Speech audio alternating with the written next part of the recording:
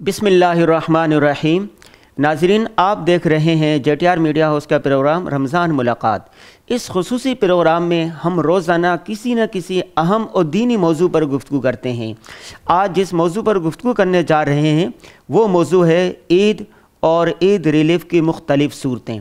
इस मौजू पर गुफ्तगू करने के लिए हमने स्टूडियो में मदऊ किया हज़रत मौलाना मुफ्ती मोहम्मद फ़ैयाज़ साहब को। आप मुफ्ती हैं, जामियातुर रशीद कराची के फ़ैकल्टी मेंबर हैं, कुल्लियतुद दावा के निगरान और मसूल हैं, शरई एडवाइज़र हैं और सबसे बढ़कर बात यह है कि सोशल वर्कर हैं। अस्सलामु अलैकुम। वालेकुम अस्सलाम। कैसे हैं मुफ्ती साहब? जी अल्हम्दुलिल्लाह। मुफ्ती साहब ये बताइए कि ईद के दिन की अहमियत क्या है, कुरान और हदीस की रोशनी में ज़रा बताएँ। बिस्मिल्लाहिर्रहमानिर्रहीम। नहमदुहु व नुसल्ली अला रसूलिहिल करीम। हज़रत अनस रज़ी अल्लाहु अन्हु फरमाते हैं कि जब हम हिजरत कर कर मदीना मुनव्वरा आए तो यहाँ के लोगों ने मकामी तौर पर कुछ दिन मुकर्रर किए हुए थे, 2 दिन मुकर्रर किए हुए थे। तो हुज़ूर ने सवाल फरमाया कि ये 2 दिन क्या हैं? तो उन्होंने कहा कि हम इसमें खेल कूद करते हैं, हम इसमें खुशियाँ मनाते हैं। तो आप अलैहिस्सलातु वस्सलाम ने इरशाद फरमाया, इन्नल्लाह अब्दलकुम बिहिमा खैरम मिनहुमा यौमल अज़हा व यौमल फ़ित्र औ कमा क़ाल अलैहिस्सलातु वस्सलाम, कि अल्लाह ताला ने इन 2 दिनों से बेहतर 2 दिन तुम्हें अता कर दिए, एक ईद उल अज़हा का दिन और एक ईद उल फ़ित्र का दिन। जी, यानी आप अलैहिस्सलातु वस्सलाम ने इन 2 दिनों को मुसलमानों की साल में 2 ईदें करार दिया कि मुसलमानों की अब ईद होगी, खुशी का दिन होगा, एक त्यौहार होगा और वो ये 2 दिन होंगे। और जो गुज़िश्ता जो एक रस्म चली आ रही है या जो गुज़िश्ता एक त्यौहार का तसव्वुर है वो मुसलमानों का नहीं होगा, मुसलमानों के ये दिन होंगे। तो इस हदीस से और दीगर बहुत सारी अहादीस से हमें पता चलता है कि मुसलमानों के साल में 2 त्यौहार हैं, 2 ईदें हैं, एक ईद उल फ़ितर और एक ईद उल अज़हा। ईद उल फ़ितर ये रमज़ानुल मुबारक के बिल्कुल मुत्तसिल बाद है, यानी जैसे रमज़ान के रोज़े पूरे होते हैं 29 रोज़े या 30 रोज़े, तो अगला जो दिन होता है यकुम शव्वाल वो ईद उल फ़ितर होता है। और इसके अंदर भी हिकमत है, वो ये कि एक हदीस में आता है कि हुज़ूर अकरम सल्लल्लाहु अलैहि वसल्लम ने इरशाद फरमाया कि जब ईद का दिन होता है तो अल्लाह ताला दुनिया में फ़रिश्तों को उतारते हैं, फ़रिश्ते आते हैं और हर जगह खड़े होते हैं और पुकारते हैं मोहम्मद सल्लल्लाहु अलैहि वसल्लम के उम्मतियों को और कहते हैं कि अल्लाह की रहमत की तरफ चलो बढ़ो सुबह सुबह। और फिर अल्लाह ताला उन फ़रिश्तों से दरियाफ़्त करते हैं कि ज़रा बताओ तो सही कि उन मज़दूरों की क्या उजरत है जिन्होंने अपना काम पूरा कर दिया। तो फ़रिश्ते ये कहते हैं कि उनकी उजरत ये है कि उनको पूरी पूरी उजरत दे दी जाए, उनकी जज़ा, उनका बदला ये है कि उनको पूरी पूरी उजरत दे दी जाए। तो अल्लाह ताला उनको गवाह बनाकर ये ऐलान फरमाते हैं, जिसका मफ़हूम ये कि मैंने मोहम्मद सल्लल्लाहु अलैहि वसल्लम की उम्मत के लोगों को रमज़ान के रोज़े और तरावी के बदले मैंने उनकी बख्शिश कर दी, मैंने उनकी मग़फ़िरत कर दी। अल्लाह ऐलान फरमाते हैं, ये मफ़हूम है हदीस का। तो ईद उल फ़ितर जो है ये रमज़ान के रोज़ों के नतीजे में जो एक मशक्क़त की गई, जो एक तकलीफ़ उठाई गई, तरावी पढ़ी गई, क़यामुल लैल किया गया, एतकाफ़ किया गया, अब ये कि बतौर इनाम अल्लाह ताला ने एक दिन दे दिया कि इसमें तुम खुशी बना लो और इस दिन अल्लाह की तरफ से उजरत मिलेगी और मज़दूर को वो मज़दूरी मिलेगी। हदीस में आता है कि ईद की जो रात है जी, वो भी लैलतुल जायज़ा है। लैलतुल जायज़ा का मतलब ये कि वो बदले वाली रात है, इनाम वाली रात है। पूरे साल जितनी नेकियां की, जितने आमाल किए, अब उस रात को अल्लाह की तरफ से बदला मिलेगा। और ईद की रात की भी फजीलत है, उस रात इबादत करने की। आम तौर पर हमारे यहाँ होता ही है कि हम ये समझते हैं कि जब चांद नज़र आ गया ईद का तो अब इबादत का सीज़न ख़त्म हो गया और अब सब लोग बाज़ारों की तरफ दौड़ जाते हैं, मोतकिफ़ीन भी निकल कर बाज़ारों में चले जाते हैं। बाज़ारों में मौसीकी होती है, धूम धड़क्का होता है, बहुत ज़्यादा बेपर्दगी भी होती है, इख्तिलात भी होता है। तो ये अल्लाह की नाराज़गी वाला काम है, चूँकि ये भी रात इबादत वाली रात है। एक हदीस में आता है, आप अलैहिस्सलातु वस्सलाम ने इरशाद फरमाया कि जिसने 2 रातों को ज़िंदा किया, एक ईद उल फ़ितर की रात को और एक ईद उल अज़हा की रात को, जिसने इन 2 रातों को ज़िंदा किया, अल्लाह ताला क़यामत के दिन, जिस दिन खौफ और वहशत से सब लोगों के दिल मर चुके होंगे, اس دن اللہ اس شخص کے دل کو زندہ رکھیں گے جس نے عیدین کی راتوں میں عبادت کی. تو عید کی رات اس قدر فضیلت ہے. جی عید کی رات وہ عبادت کی رات ہے, تو پوری رات نہ بھی کر سکیں تو جس قدر ہو سکتا ہو وہ کر لیا جائے, جس قدر عبادت ہو سکتی ہو وہ کر لیا جائے. تو عید الفطر کا یہ تصور ہے جی, اور عید الاضحیٰ کا وہ دوسرا تصور ہے جس میں جو ہے وہ انسان اللہ کے لیے جانور کو ذبح کرتا ہے, اس کو یوم النحر بھی کہا جاتا ہے, قربانی کا دن بھی کہا جاتا ہے. تو یہ اسلام میں یہ دو عیدوں کا تصور ہے اور ان کے پیچھے ایک عبادت کا فلسفہ ہے. ایک طرف روزوں کی عبادت ہے, دوسری طرف جو ہے وہ ذی الحجہ کا مہینہ ہے, ذی الحجہ کا عشرہ ہے اور حج ہو رہا ہے اور قربانی دی جا رہی ہے. تو یہ دونوں عیدیں بھی وہ محض تہوار نہیں ہیں بلکہ یہ عبادات سے مربوط اور عبادات سے جڑے ہوئے خوشیوں کے مواقع ہیں. ماشاءاللہ. اچھا ماشاءاللہ, آپ نے فلسفہ عید تو بیان کر دیا, اس تہوار کا مقصد بھی آ گیا. عید کے مسنون اعمال اگر پوچھے جائیں تو وہ کیا کیا ہو سکتے ہیں؟ جی بالکل, یہ اہم سوال آپ نے پوچھا ہے. جیسے میں نے عرض کیا کہ عید کی رات سے ہی اعمال میں لگنا ہے. دوسرا یہ کہ عید کے دن جو ہے وہ صبح سویرے بیدار ہونا ہے, غسل کرنا ہے, عطر لگانا ہے, عمدہ سے عمدہ جو کپڑے اللہ نے آپ کو دیے ہیں وہ آپ نے پہننے ہیں, شریعت کے دائرے میں رہتے ہوئے آرائش و زیبائش کرنی ہے. شریعت کے دائرے سے آگے نہیں نکلنا, شریعت کے دائرے میں رہتے ہوئے جو ہے وہ انسان, اور عیدگاہ وہ جلدی جانا ہے, جاتے ہوئے الگ راستہ, واپسی کے وقت الگ راستہ اختیار کرنا ہے. اسی طریقے سے عیدگاہ جانے سے پہلے کوئی کھجور وغیرہ کھا لینا, میٹھی چیز کھجور وغیرہ کھا لینا, یہ مسنون ہے, آپ علیہ الصلوۃ والسلام کی سنت ہے. بلکہ ایک روایت میں آتا ہے کہ آپ طاق عدد کھجور کھایا کرتے تھے, طاق عدد یعنی 1 3 5. تو یہ سنت ہے, اس کو اختیار کر لینا چاہیے. اس کے علاوہ عید کی نماز عیدگاہ میں جا کر پڑھنا, یہ بھی ایک مستقل سنت ہے. اور اگر صدقۃ الفطر ادا نہ کیا ہو تو عیدگاہ جانے سے پہلے ادا کر لینا, عید کی نماز کی ادائیگی سے پہلے صدقۃ الفطر ادا کر لینا.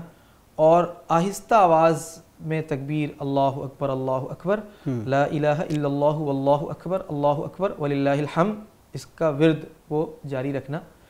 یہ کچھ جو ہے وہ عید کے اعمال ہیں, مسنون اور مستحب اعمال ہیں, اور ہر مسلمان کو اس کا اہتمام کرنا چاہیے. اچھا یہ فرمائیے, تو آپ جو ماشاءاللہ سوشل ورکر بھی ہیں, معاشرے کے محروم طبقے کو ہم عید کی خوشیوں میں کس طرح شریک کر سکتے ہیں؟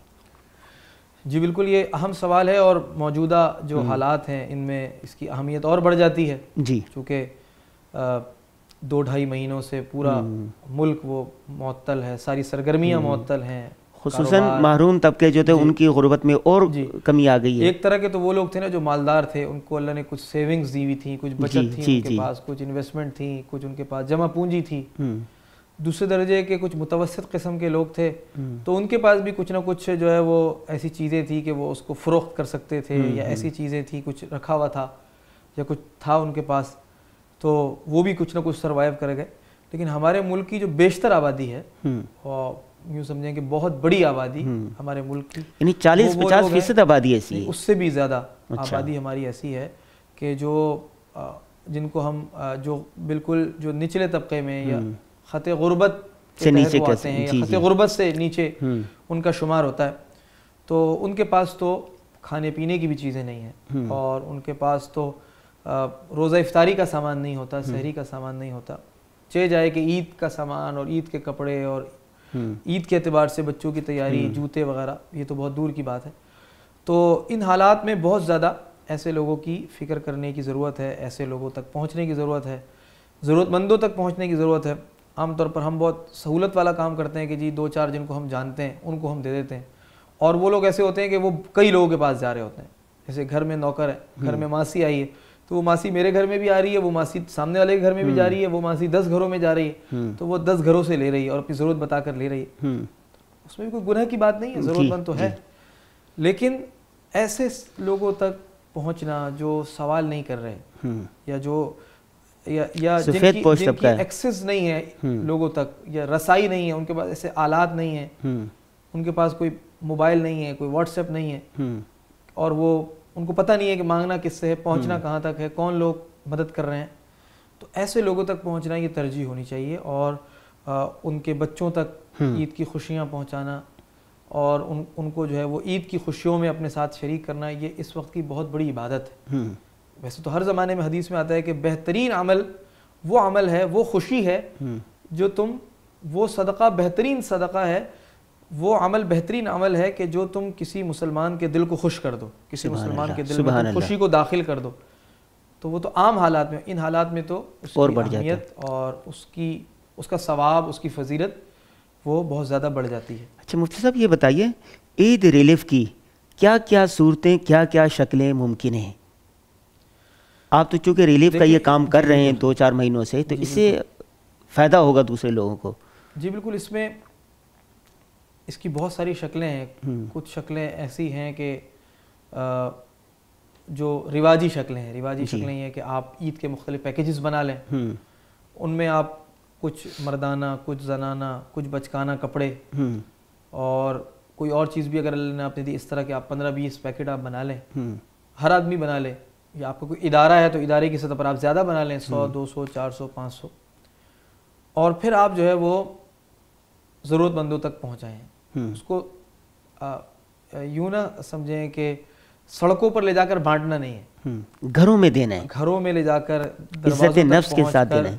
ورنہ سڑکوں پر جو لوگ لوٹ مار کرنے والے ہیں، یا سڑکوں پر جو لوگ آ کے چھین کر جھپٹ کر لے جانے والے ہیں، ان میں سے بیشتر لوگ وہ ضرورت مند بھی نہیں ہیں، بلکہ اس میں بہت بڑی تعداد ایسی جو پیشہ ور بھکاری ہیں. تو ہمارے یہاں یہ ہو رہا ہے کہ لوگ سڑکوں پر جاتے ہیں، گاڑی کی ڈگی کھولتے ہیں، اب لوگ جمع ہو جاتے ہیں، وہ دیتے ہیں، وہ آ جاتے ہیں. ٹھیک ہے، ثواب اس میں بھی ملے گا، اللہ کے ہاں یہ بھی عمل بہت اونچا ہے اور ثواب سے خالی نہیں ہے. لیکن ہمیں کوشش یہ کرنی چاہیے کہ ہمارے جو صدقات ہیں، یا جو ہماری جو مالی چیزیں ہیں، یا ہماری جو ایفرٹس ہیں، وہ زیادہ سے زیادہ سود مند ہوں، ان کا زیادہ سے زیادہ بینیفٹس پہنچے لوگوں کو. یعنی اگر اس کی یوٹیلیٹی وہ ابھی 10% ہے تو انہی چیزوں کی یوٹیلیٹی وہ 100% تک ہو جائے، لوگ اس سے زیادہ فائدہ اٹھائیں. تو اس سوچ کے ساتھ اگر ہم کریں گے تو اگرچہ اس میں مشقت ہے، لیکن یہ کہ وہ زیادہ فائدہ ہوگا. اور پھر یہ کہ جب آپ ایک دفعہ آپ کرتے ہیں تو آپ کا نیٹ ورک بن جاتا ہے، آپ کو پتہ چل جاتا ہے، آپ کا سروے ہو جاتا ہے، آپ کے پاس لوگوں کی فہرستیں آ جاتی ہیں، تو اگلی دفعہ اس میں سہولت ہو جاتی ہے. تو یہ ایک شکل ہے.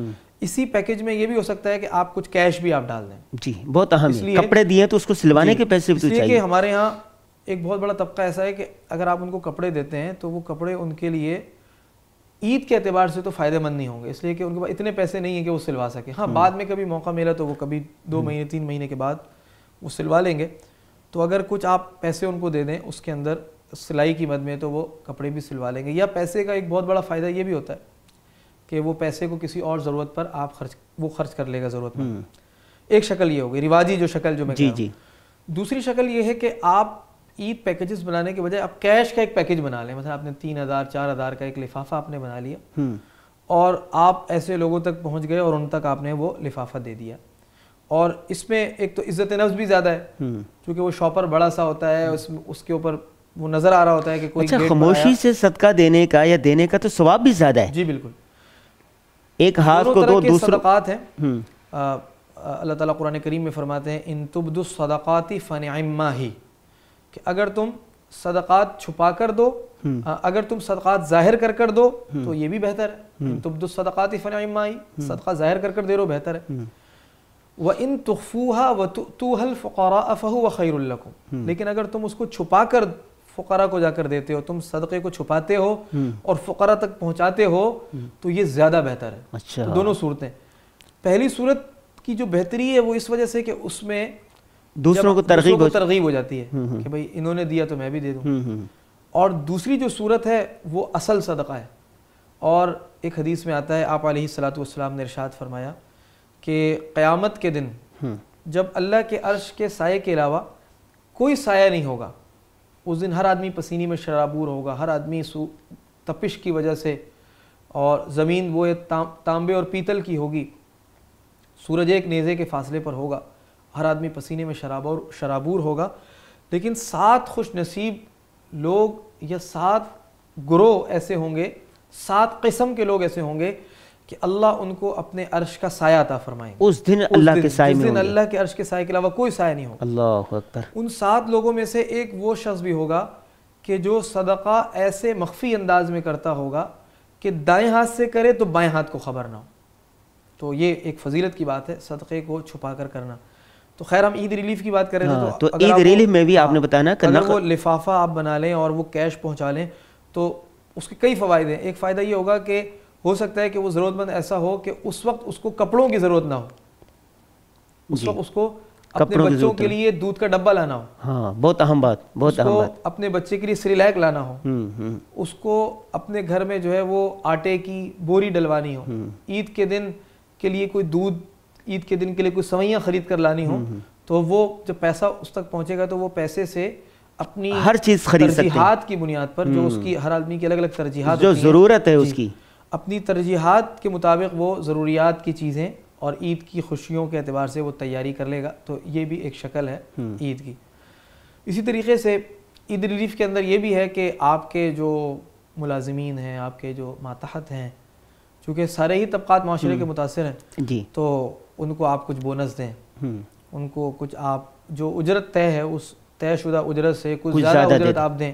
یہ بھی ایک عید ریلیف کی شکل ہے. ہمارے یہاں یہ ہوتا ہے کہ لوگ دیگر لوگوں پر خرچ کر رہے ہوتے ہیں لیکن اپنے لوگ ہیں وہ اوجھل ہو جاتے ہیں، اپنے ملازمین، اپنے ماتحت. تو ان کو بھی اس زاویے سے دینا، زیادہ دینا کہ بھئی عید ہے اور عید میں خرچے ہوتے ہیں. ہر کمپنی کو، ہر ادارے کو، ہر فیکٹری کو اس چیز کا خیال رکھنا چاہیے. جس کو اللہ نے وسعت دی ہے، چونکہ آج کل اپنی کمپنیوں کے بھی حالات بہت زیادہ متاثر ہیں، جن کو اللہ نے وسعت دی ہے تو وہ اس اعتبار سے بھی کوشش کریں اور وہ اس کو بھی ایک عید کی خدمت، عید ریلیف کی جو شکلیں ان میں سے اس کو بھی ایک شکل قرار دیں اور اس کو تصور کر لیں. اس کے علاوہ بھی بہت ساری شکلیں ہیں کہ بہت سارے اسٹوڈنٹس ہیں، بہت سارے طلبہ ہیں، ان کا خیال رکھا جائے. دینی مدارس کے لوگ ہیں ان کا خیال رکھا جائے، طلبہ ہیں ان کا خیال رکھا جائے. ہمارے اپنے شہروں میں بالخصوص شہر کراچی میں وہ بہت سارے پردیسی لوگ آتے ہیں اور وہ کچھ کرائے کے مکانات لے کر وہ رہ رہے ہوتے ہیں، کوارٹرز میں رہ رہے ہوتے ہیں. اور رمضانوں میں چونکہ پورے ملک سے لوگ آتے ہیں، یا کافی بڑی تعداد میں مارکیٹیں ہیں اور بہت بڑی تعداد میں یہاں معاشی سرگرمیاں ہوتی ہیں، تو وہ روزگار کے سلسلے میں بیچارے یہاں آتے ہیں اور پھر عید کے دنوں میں واپس نہیں جا سکتے اپنے گھروں میں. ریل گاڑی کا مسئلہ ہے، ٹکٹوں کا مسئلہ ہے، تو ان کا بھی خیال رکھنا، ان کو بھی عید کی خوشیاں، ان کو بھی کوئی مٹھائی، کوئی حلوہ، کوئی ایسی چیز پہنچا دینا. یہ سب جو ہے وہ اس طرح رشتہ داروں میں ایسے لوگوں کو ڈھونڈنا کہ جو ضرورت مند ہیں اور ان تک پہنچنا اور ان کو نقدی کی شکل میں یا کسی اور شکل میں ان کے ساتھ تعاون کرنا، یہ سب عید ریلیف کے اندر شامل ہے اور ہر مسلمان کو ان دنوں میں اس کا اہتمام کرنا چاہیے. اور ایک اور بات بھی جو ضمناً ہے وہ یہ کہ صدقۃ الفطر کی جو حکمت ہے جی وہ بھی یہی ہے کہ جو مساکین ہیں ان تک ضروریات کا سامان پہنچ جائے. تو اگر کوئی صدقۃ الفطر اچھے انداز میں دینا چاہے اور صدقۃ الفطر کی اچھی مقدار وہ دے دے اور صدقۃ الفطر ایسے لوگوں تک پہنچا دے جن کو ضرورت ہے کھانے کی، پینے کی، عید کی، تو اس صدقۃ الفطر کے ذریعے سے بھی وہ اپنی عید کی جو تیاری ہے، عید کی جو ضروریات ہیں اس کا وہ بندوبست کر سکیں گے. جی بہت شکریہ مولانا محمد فیاض صاحب. ناظرین آپ نے دیکھا کہ مفتی فیاض صاحب نے فلسفہ عید کا مقاصد میں سے سب سے بڑے مقصد کیا ہے اور عید ریلیف کی شکلیں کیا ہیں، اس موضوع پر تفصیل کے ساتھ گفتگو کی ہے. ایک بات میں آخر میں عرض کرنا چاہوں گا جی کہ پیغام عید کا جی اگر آپ سمجھیں کہ کیا پیغام ہم لوگوں کو دینا چاہیں گے، تو ایک اہم پیغام جو ان حالات کے مطابق ہے وہ یہ ہے کہ اس وقت پوری دنیا کے اندر جو ہے وہ اموات ہو رہی ہیں. جی بالخصوص مسلمان وہ اس سے بہت زیادہ متاثر ہیں. اس طرح متاثر ہیں کہ مسلمانوں کے عبادات متاثر ہیں. خانہ کعبہ جو اللہ کا گھر ہے جہاں پر یعنی ہر وقت ہزاروں لاکھوں لوگ دیوانہ وار جس کا طواف کرتے تھے، اس وقت اس کا طواف جو ہے وہ موقوف ہے. جی بالکل، اور بہت جزوی طور پر ہو رہا ہے. لوگ وہاں جا نہیں سکتے، عمرہ بھی نہیں ہے، طواف بھی نہیں ہے. اس سے مسجد نبوی کی زیارت جو ایک مسلمان کے لیے بہت بڑا سرمایہ جی جی اور ایک مسلمان کے لیے بہت بڑی سعادت کہ وہ اللہ کے رسول صلی اللہ علیہ وسلم کے روضہ اقدس کے سامنے حاضر ہو، آپ کی جالیوں کے سامنے کھڑے ہو کر ہدیہ درود و سلام پیش کرے، بہت بڑی سعادت یہ موقوف ہے. اسی طرح مدارس جہاں پر شب و روز ہزاروں بچے قرآن پڑھتے تھے اور ان کی تلاوت کی وجہ سے اللہ کا غصہ ٹھنڈا ہوتا تھا، وہ بند ہیں. تبلیغی مراکز، اسی طریقے سے خانقاہیں جہاں سے اللہ کا ذکر اور اللہ کے ذکر کی برکات وہ پوری دنیا میں پھیلتی تھیں. تو یہ غیر معمولی حالات ہیں، اور یہ ایسا لگتا ہے کہ اللہ تعالی ہم سے ناراض ہیں جی، اور یہ اللہ کے غضب کی اور اللہ کے عذاب کی شکلیں ہیں۔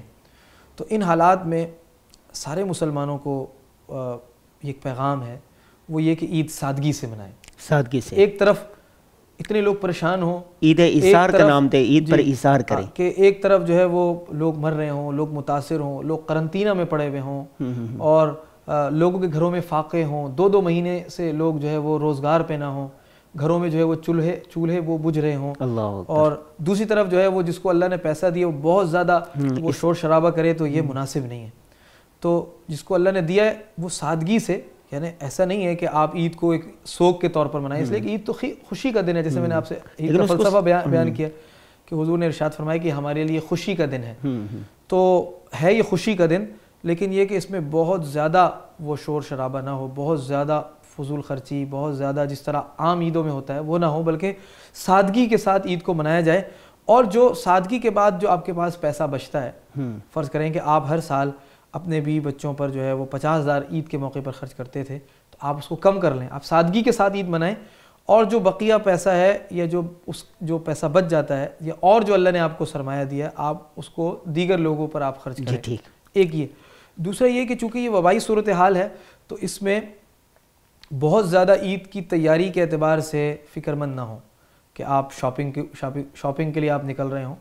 اگر کوئی کام فون پر ہو سکتا ہے تو فون پر کر لیں، اور بازاروں میں رش لگانے سے، بالخصوص چھوٹے بچوں کو بازار لے جانے سے، چونکہ وبائی صورتحال ہے اور یہ وبا کوئی مذاق نہیں ہے، یا یہ کوئی ایسا نہیں ہے کہ یہ ایک بس لوگوں نے بنایا ہوا ہے یا ایک لوگوں کا خیال ہے یا افواہ ہے، ایسی کوئی افواہ نہیں، بلکہ یہ حقیقت ہے، پوری دنیا میں یہ ایگزسٹ کرتی ہے، پوری دنیا میں اس سے بہت بڑی تعداد میں جانی نقصان ہوا ہے، لوگ متاثر ہوئے ہیں۔